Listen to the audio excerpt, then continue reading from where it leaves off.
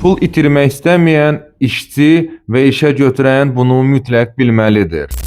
Onu qeyd etmək istərdim ki, əgər işə götürənlə işçi arasında əmək müqaviləsi bağlanmamışdırsa və işə götürən işçini əmək müqaviləsi olmadan işlədirsə, bu halda İnzibati Xətalar Məcəlləsinə əsasən işçini əmək müqaviləsi olmadan işlədən fiziki şəxs 1000 manatdan 2000 manatadək, vəzifəli şəxs 3000 manatdan 5000 manatadək, hüquqi şəxs 20.000 manatdan 25.000 manatadək cərimə edilir.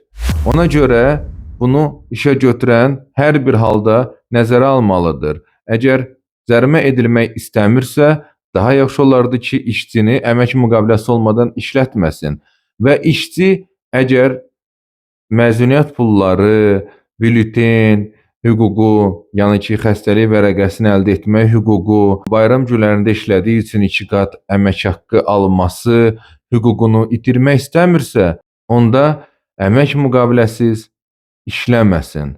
Əmək müqavilə əmək məcəlləsinə əsasən hər bir halda işə götürənlə işçi arası tərtib edilməlidir. Əgər əmək hüquqları barədə hər hansı bir məlumat əldə etmək istəyirsinizsə, onda şərh bölməsinə təlim sözü yazıb təlimə qoşula bilərsiniz.